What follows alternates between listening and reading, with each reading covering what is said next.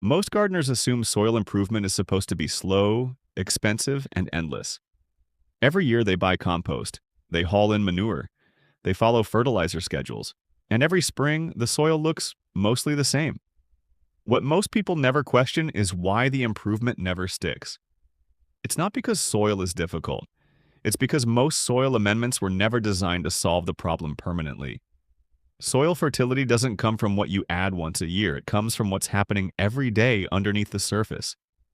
There's a crop that feeds soil continuously, costs almost nothing, works in nearly every U.S. climate, and quietly outperforms most store-bought amendments.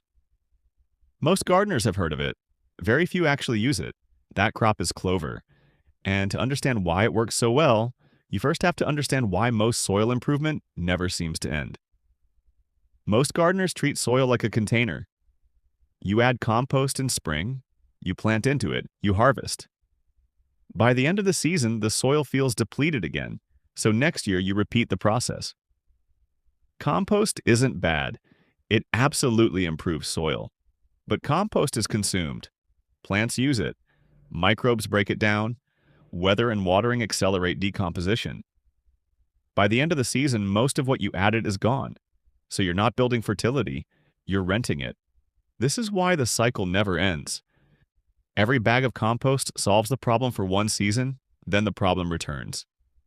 You're not creating a system that generates fertility, you're patching holes that keep reopening.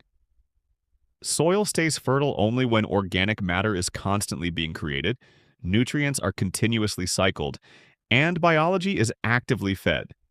That requires a system, not an annual purchase.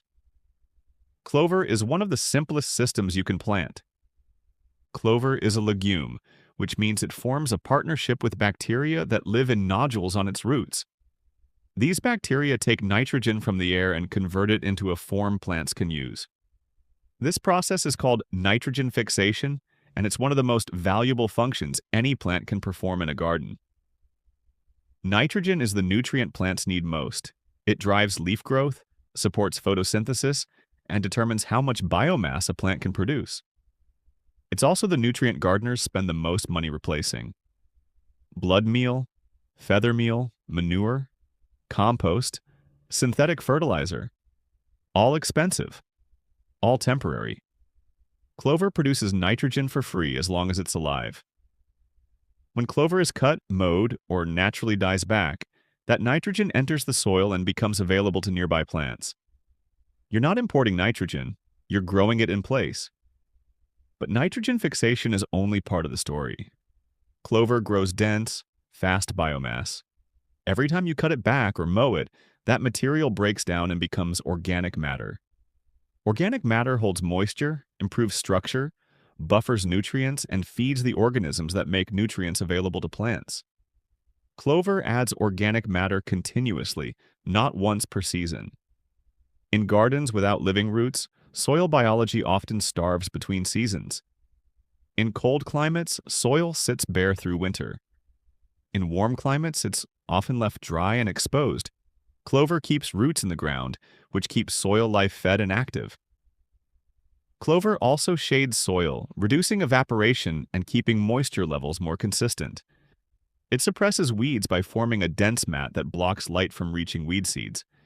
It protects soil from erosion during heavy rain. And it tolerates foot traffic better than most crops, making it ideal for pathways in high-use areas. All of this happens without schedules, applications, or repeat purchases. You plant once. The system runs. Clover's biggest advantage is adaptability.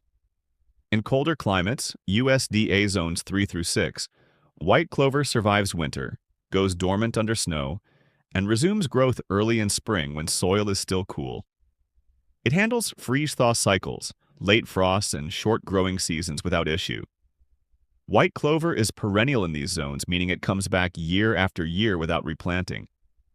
In moderate climates, zones 6 through 8, clover grows aggressively through the growing season and protects soil during shoulder seasons. It handles both summer heat and winter cold. In warmer climates, zones 8 through 10, crimson clover and white clover both work well. Crimson clover is often planted in fall to grow through winter and cut back in spring before warm season crops are planted. White clover can grow nearly year-round in these zones. Same function, different timing. Clover fixes nitrogen, builds organic matter, feeds soil biology, and protects soil structure regardless of climate. Only the variety and planting schedule change. Clover doesn't require perfect soil. It tolerates compaction, low fertility, drought, and neglect better than most crops. That's why it works in lawns, pastures, farms, and gardens, and why it works at home scale. Clover isn't something you give space to. It uses space that would otherwise be wasted. There are 3 effective ways to integrate it into a garden. First, pathways. Seed white clover in garden paths instead of leaving soil bare or covering it with mulch. It creates a walkable surface that stays green, fixes nitrogen, and feeds nearby beds. Second, cover crop. After harvesting summer crops, seed clover into empty beds. In warmer climates, it grows through fall and winter. In colder climates, it establishes before winter and resumes growth in early spring. Cut it back and plant directly into the bed, leaving roots to decompose underground. Third, understory planting. Seed clover beneath tall crops like tomatoes or peppers. It stays low, doesn't compete for light, and feeds soil continuously while your main crops grow above it. You're not replacing vegetables, you're supporting them. Clover doesn't impress immediately. At first, it looks small, uneven, unimportant. But underground, nodules form. Roots spread, biology wakes up. By the end of the first season, soil stays moist longer. By the second, weeds are noticeably reduced. By the third, plant growth stabilizes without heavy feeding. The garden stops feeling fragile. You stop worrying about missing applications or correcting deficiencies. Soil becomes darker, looser, more forgiving. That's when gardeners realize they're doing less work for better results. Compost is an input. Clover is infrastructure. Compost costs money every year. Clover is a one-time seed purchase. Compost breaks down and disappears. Clover regenerates itself. Compost improves soil briefly. Clover changes how soil functions. Over 5 years, compost costs hundreds of dollars. Over 5 years, clover costs almost nothing. The difference isn't just financial, it's dependency. The biggest mistake is pulling it out too early. First year, establishment. Second year, contribution. Third year, payoff. Another mistake is assuming clover competes aggressively. It doesn't. It's easy to mow, cut back, or manage. And the last mistake is thinking clover only works in large spaces. It works in small beds, raised beds, and anywhere soil exists. Because clover doesn't feel like work. There's nothing to apply, nothing to measure, nothing to repeat. It works quietly. But that's exactly what makes it powerful. The best soil systems are the ones that keep working when you're not paying attention. If you want to stop buying fertility every year, plant clover. White clover for zones 3 through 9. Crimson clover for zones 6 through 10. Seed it where soil would otherwise sit bare. In pathways, in empty beds around tall crops. Clover isn't a cover crop. It's not a supplement. It's a decision to stop fixing soil problems one season at a time. Stop buying fertility, start growing it.